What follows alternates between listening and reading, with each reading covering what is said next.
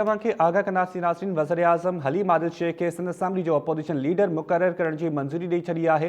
फिरदौस शमीम नक़वी खे opposition leader जे उहिदे तां कुझु ॾींहनि में हटायो वेंदो। इहा ख़बर अवां सां शेयर कयूं पिया। वज़ीर आज़म हलीम आदिल शेख खे सिंध असेंबली जो अपोजिशन लीडर मुक़ररु करण जी मंज़ूरी ॾेई छॾी आहे।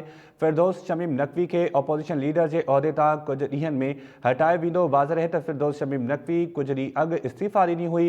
इहा ख़बर अवां सां शेयर कयूं पिया। हाणे सिंध असेंबली में अपोजिशन लीडर हलीम आदिल शेख हूंदो। वज़ीर आज़म इमरान ख़ान इन हवाले सां मंज़ूरी ॾेई छॾी आहे। तफ़सील मालूम कंदासीं। दोदो चांडियो लाइन ते मौजूदु आहे। जी दोदो, छा डिटेल्स आहिनि वधीक?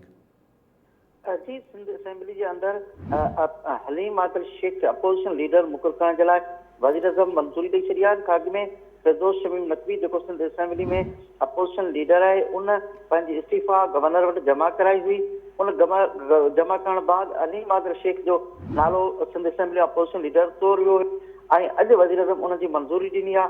ॿिनि ॾींहंनि अंदरि जी सिंध असेंबली जा जेके सेशन हलनि पिया इन में जमा थी वेंदी इस्तीफ़ा फिरदौस शमीम नक़वी जी।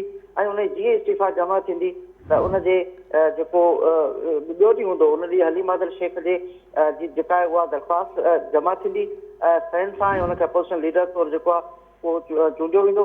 ऐं इन सिलसिले में वज़ीर आज़म उनजी जेको आहे उहो मंज़ूरी बि ॾेई छॾी आहे। ऐं इन मंज़ूरी बाद जेको आहे बाक़ी जेके जमायतूं आहिनि उन्हनि खे पिणु छाकाणि त एतमाद में वरितो वियो आहे ऐं उहे पिणु जेके आहिनि उन्हनि हिन में हलीम आदिल शेख जेको आहे उनखे क़बूल करे वरितो आहे। ऐं हाणे हलीम आदिल शेख जेको आहे उहो अपोजिशन जेको आहे उहो लीडर हूंदो सिंध असेंबली जे अंदरि।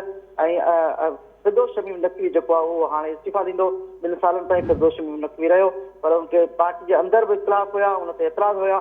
ऐं अपोजिशन जेके जमायतूं ॿियूं आहिनि जिन मुतहदा क़ौमी मूवमेंट GD आहे उनखे पिणु हिन सिलसिले में शिकायतूं हुयूं ऐं उन सभिनीनि गॾिजी हिन सिलसिले में लिखियो हो त हलीम आदिल शेख छाकाणि त वधीक एक्टिव आहे ऐं पर उन जे मुक़ाबले में फिरदौस शमीम नक़वी जेको आहे उहो तकड़ा फ़ैसिला करे थो ऐं पंहिंजे एतिराज़ में गॾु नथो खणी हले। तंहिंजे करे उनजे ख़िलाफ़ जेको आहे सभिनी खे एतिराज़ हुआ। उन्हनि एतिराज़नि जी रोशनी में ई जेको आहे हीउ फ़ैसिलो थियो आहे ऐं हाणे जेको आहे उहो हलीम आदिल शेख सिंध असेंबली जे अंदरि अपोजिशन लीडर हूंदो। जी, वॾी महिरबानी दोदो चांडियो तफ़सील ॾियण जे लाइ। वज़ीर आज़म इमरान ख़ान मंज़ूरी ॾेई छॾी आहे। हाणे हलीम आदिल शेख सिंध असेंबली जो अपोजिशन लीडर हूंदो। इन हवाले सां अव्हांखे ॿुधायूं पिया वज़ीर आज़म इमरान ख़ान इहो फ़ैसिलो कयो आहे। फिरदौस शमीम नक़वी खे अपोजिशन लीडर जे उहिदे तां कुझु ॾींहनि में बाज़ाब्ता तौरु हटायो वेंदो।